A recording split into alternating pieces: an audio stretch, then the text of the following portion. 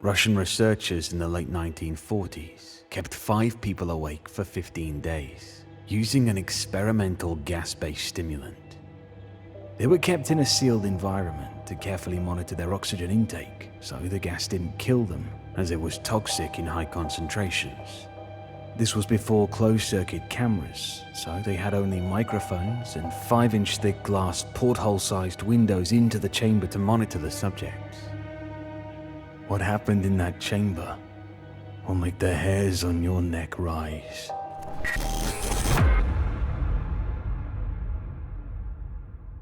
The chamber was stocked with books, beds to sleep on but no bedding, running water and a toilet, and enough dried food to last all 5 for over a month. The test subjects were political prisoners deemed enemies of the state during World War II. Everything was fine for the first 5 days. The subjects hardly complained, having been promised, falsely, that they would be freed if they submitted to the test and did not sleep for 30 days. Their conversations and activities were monitored, and it was noted that they continued to talk about increasingly traumatic incidents in their past, and the general tone of their conversations took on a darker aspect after the 4-day mark. After 5 days, they started to complain about the circumstances and events that led them to where they were, and they started to demonstrate severe paranoia. They stopped talking to each other and instead began whispering into the microphones and staring through the one-way mirrored portholes.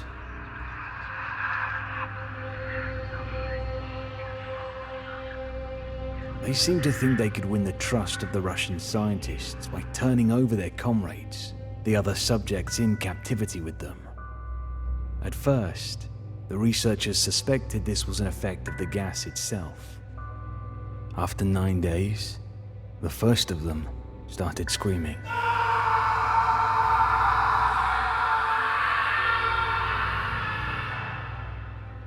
He ran the length of the chamber, repeatedly yelling at the top of his lungs for 3 hours straight. He continued attempting to scream after that, but was only able to produce the occasional squeak. He had quite literally torn his vocal cords to shreds. The most surprising thing about this behavior, however, is how the other captives reacted to it. Or rather, didn't react to it. They continued whispering into the microphones until the second of the captives started to scream. The 2 non-screaming captives tore every single book in there apart and smeared each page with their own feces, and then pasted them calmly over the glass portholes, obstructing any view inside that the researchers had. The screaming promptly stopped, and so did the whispering. As 3 more days passed, the researchers had been checking the microphones every hour to make sure they were still working. The oxygen consumption in the chamber indicated that all 5 must still be alive. In fact, the data showed that the amount of oxygen that was being consumed in the room was about the amount that 5 people would consume at a very heavy level of strenuous exercise. On the morning of the 14th day, the researchers did something they said they'd never do to try and get a reaction from the captives. They used the intercom inside the chamber, hoping to provoke any response from the captives they were afraid were either dead or vegetables. They announced, "We are opening the chamber to test the microphones. Step away from the door. Lie flat on the floor or you will be shot. Compliance will earn one of you your immediate freedom." And then a response came from the microphone inside the chamber. "We no longer want to be freed." Debate broke out among the researchers and the military forces funding the research. Unable to provoke any more response using the intercom, it was finally decided to open the chamber at midnight on the 15th day. The chamber was flushed of the stimulant gas and filled with fresh air, and immediately, voices from the microphones began to object. 3 different voices began begging, as if pleading for the life of loved ones, to turn the gas back on. The chamber was open, and soldiers sent in to retrieve the test subjects. The subjects began to scream louder than ever. And so did the soldiers when they saw what was inside.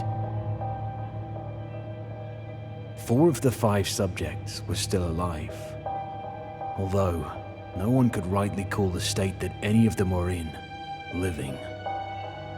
The food rations past day 5 had not been so much as touched, and were chunks of meat from the dead test subject's thighs and chest stuffed into the drain in the center of the chamber, blocking it and allowing 4 inches of water to accumulate on the floor. Precisely how much of the water on the floor was actually blood was never determined. All 4 surviving test subjects also had large portions of muscle and skin torn away from their bodies. The deconstruction of flesh and exposed bone on their fingertips indicated that the wounds were inflicted by hand, not with teeth as the researchers initially thought. Closer examination of the position and angles of the wounds indicated that all of them were self-inflicted.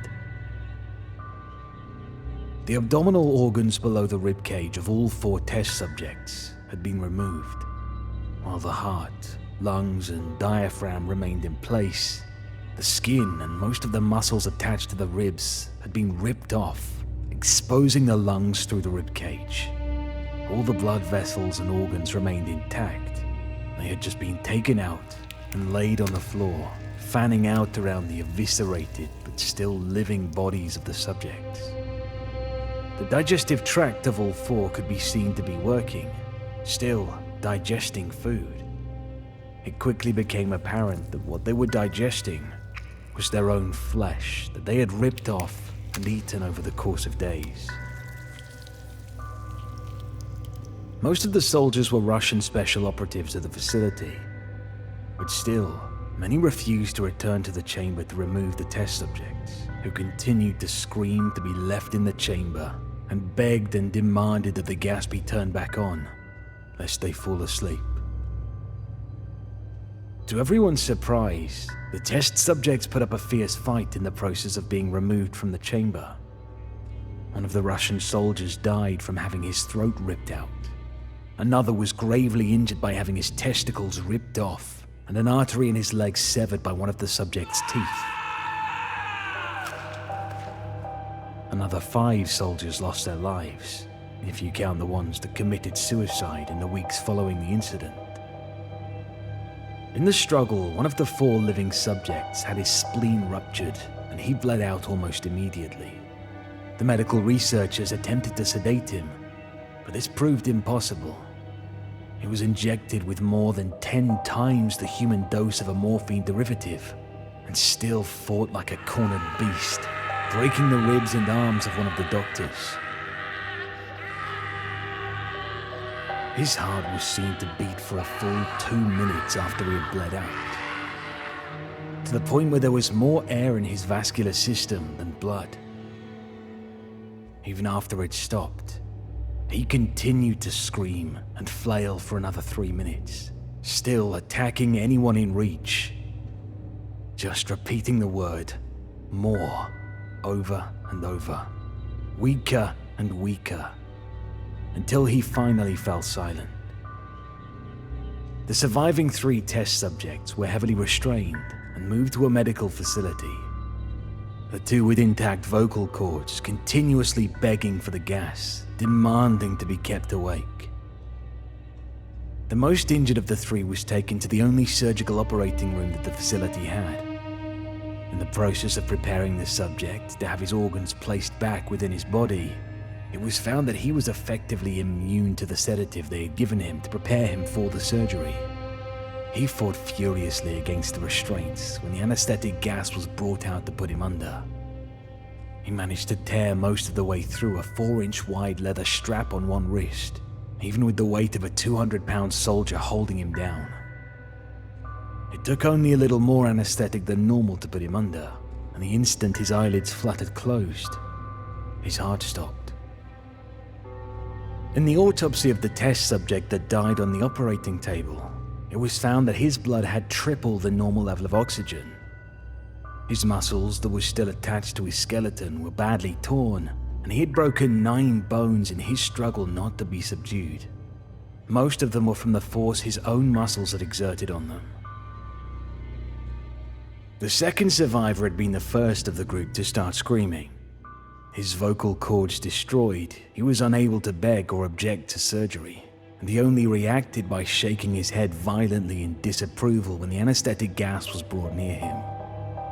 He shook his head yes when someone suggested, reluctantly, that they try the surgery without anesthetic, and he didn't react for the entire 6-hour procedure of replacing his abdominal organs and attempting to cover them with what remained of his skin. The surgeon presiding stated repeatedly that it should not be medically possible for the patient to still be alive.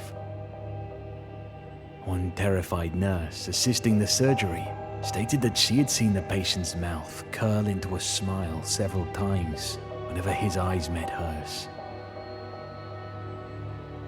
When the surgery ended, the subject looked at the surgeon and began to wheeze loudly, attempting to talk while struggling. Assuming this was something of importance, the surgeon had a pencil and pad fetched so the patient could write his message. It was simple. Keep cutting. The other 2 test subjects were given the same surgery, both without anesthetic as well, although they had to be injected with a paralytic for the duration of the operation. The surgeon found it impossible to perform the operation while the patients laughed continuously. Once paralyzed, the subjects could only follow the attending researchers with their eyes. The paralytic cleared their system in an abnormally short period of time, and they were soon trying again to escape their bonds. The moment they could speak, they were again asking for the stimulant gas. The researchers tried asking why they had injured themselves, why they had ripped out their own guts, and why they wanted to be given the gas again. Only one response was given. I must remain awake. All 3 subjects' restraints were reinforced, and they were placed back into the chamber, awaiting determination as to what should be done with them. The researchers, facing the wrath of their military benefactors for having failed the stated goals of their project, considered euthanizing the surviving subjects. The commanding officer, an ex-KGB, instead saw potential and wanted to see what would happen if they were to put the gas back on. The researchers strongly objected, but were overruled. In preparation for being sealed in the chamber again, the subjects were connected to an EEG monitor and had their restraints padded for long-term confinement. To everyone's surprise, all 3 stopped struggling the moment that it was let slip that they were going back on the gas. It was obvious that at this point, all 3 were putting up a great struggle to stay awake. One of the subjects that could speak was humming loudly and continuously. The mute subject was straining his legs against the leather bonds with all his might, first left, then right, then left again, for something to focus on. The remaining subject was holding his head off his pillow and blinking rapidly. Having been the first to be wired for the EEG, most of the researchers were monitoring his brainwaves in surprise. They were normal most of the time, but would randomly flatline inexplicably for a moment. It looked as if he were repeatedly suffering brain death before returning to normal. As they focused on the paper scrolling out of the brainwave monitor, only one nurse saw his eyes slip shut at the same moment his head hit the pillow. His brainwaves immediately changed to that of deep sleep. Then, flatlined for the last time, as his heart simultaneously stopped. The only remaining subject that could speak started screaming to be sealed in now. His brainwaves showed the same flat lines as the one who had just died from falling asleep.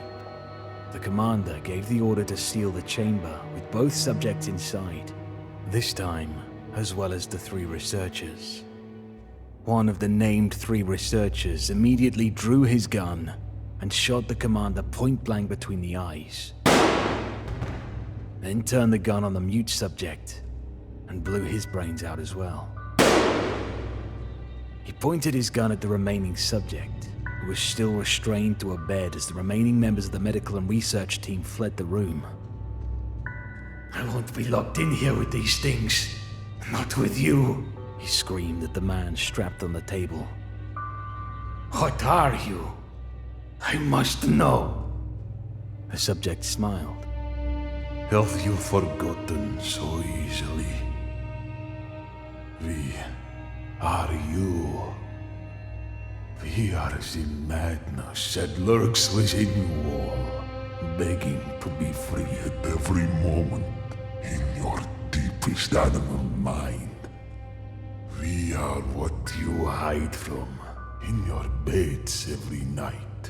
We are what you sedate into silence and paralysis when you go to the nocturnal haven where we cannot tread.